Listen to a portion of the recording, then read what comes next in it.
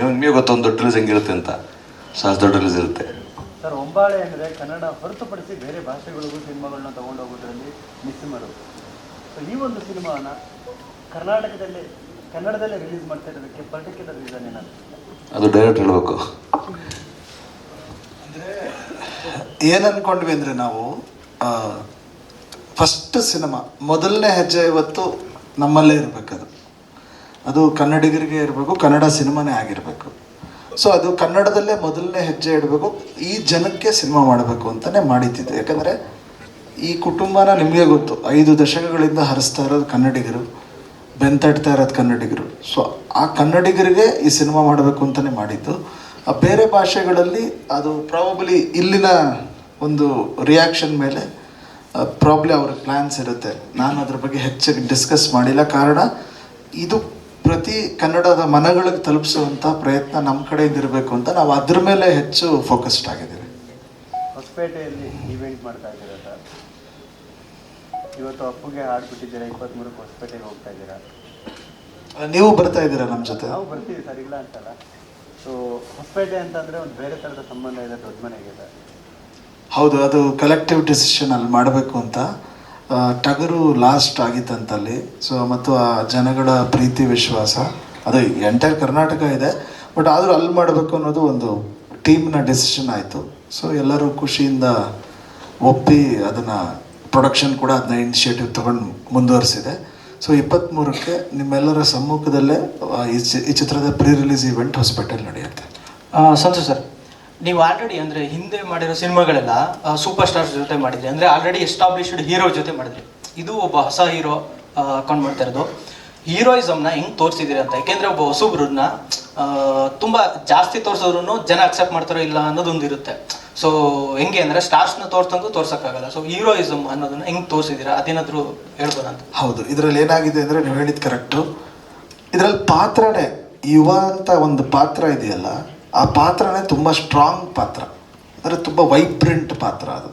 So ಆ ಪಾತ್ರದ ವೈಬ್ರೆನ್ಸ್ಗೆ ಎಷ್ಟು ಬೇಕೋ ಅಷ್ಟು ಇಂಟೆನ್ಸಿಟಿನ, ಅಷ್ಟು ಒಂದು ಆ್ಯಕ್ಷನ್ನ, ಒಂದು ಮೋಲ್ಡನ್ನ ಅಲ್ಲಿಗೆ ನಾವು ಸೀಮಿತ ಮಾಡಿದ್ದೀವಿ. ಸೊ ಇದು ಆ ಪಾತ್ರ, ಇದು it's a character driven film, ಒಂದು ಪಾತ್ರದ ಸುತ್ತ ನಡೆಯುವಂಥ ಕತೆ. ಸೊ ಆ ಇಂಟೆನ್ಸಿಟಿ ನಿಮಗಿರ್ತದೆ. ಒಂದು ಯೂತಲ್ಲಿ ಒಂದು ರೇಜ್ ಇರುತ್ತೆ ಗೊತ್ತಾ. ಸೊ ಆ ರೇಜ್ ತುಂಬ ಚೆನ್ನಾಗಿ ಕಾಣುತ್ತೆ. ಇದು ಸ್ಟಾರ್ಡಮ್ ಅಲ್ಲ, ಇನ್ನೊಂದಲ್ಲ, ಮತ್ತೊಂದಲ್ಲ, ರೇಜ್. ಸೊ ಆ ರೇಜ್ನ ತುಂಬ ಚೆನ್ನಾಗಿ ಇದರಲ್ಲಿ ಪೋರ್ಟ್ರೇ ಮಾಡಿದ್ದೀವಿ. ಅದು ಪ್ರಾಬಬ್ಲಿ ಎಲ್ಲ ಯೂತ್ಗೂ ಕನೆಕ್ಟ್ ಆಗುತ್ತೆ, ಆ ರೇಜ್.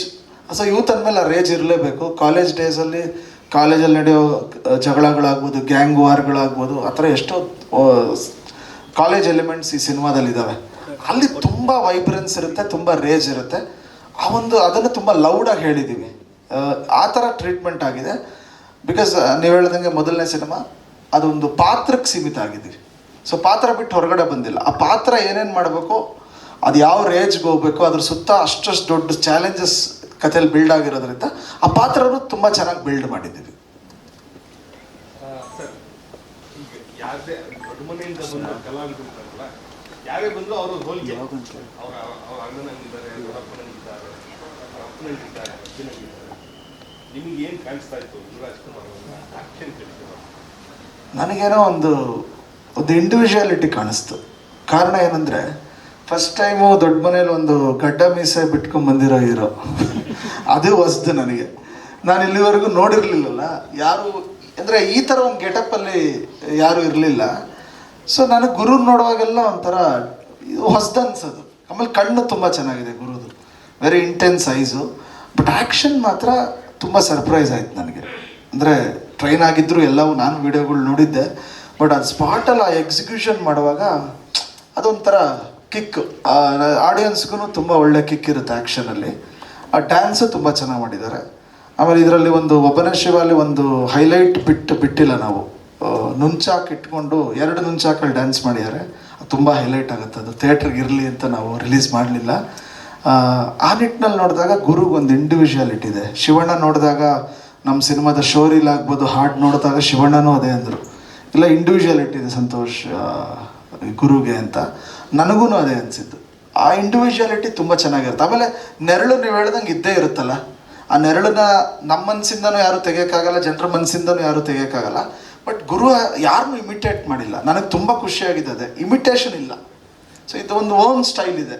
ಅದರಲ್ಲಿ ನೆರಳು ಕಾಣುತ್ತೆ, ಶ್ಯಾಡೋಸ್ ಇರ್ತವೆ, ಅದು ನೀವು ಏನು ಮಾಡೋಕ್ಕಾಗಲ್ಲ, ನಿಮಗೆ ಅನಿಸ್ತಾ ಇರುತ್ತೆ ಒಳಗಡೆಯಿಂದ. But he has maintained his individuality.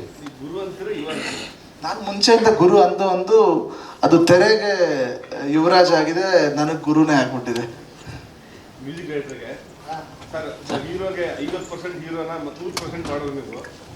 ತುಂಬಾ ದೊಡ್ಡ ದೊಡ್ಡ ಸ್ಟಾರ್ಗಳಿಗೆ ಆಗಲೇ ಮ್ಯೂಸಿಕ್ ಮಾಡಿ ಒಂದು SS ಟಿವಿ ಸಿನಿಮಾ ಜಗತ್ತಿನ ಕ್ಷಣ ಕ್ಷಣದ ಸುದ್ದಿಯೊಂದಿಗೆ.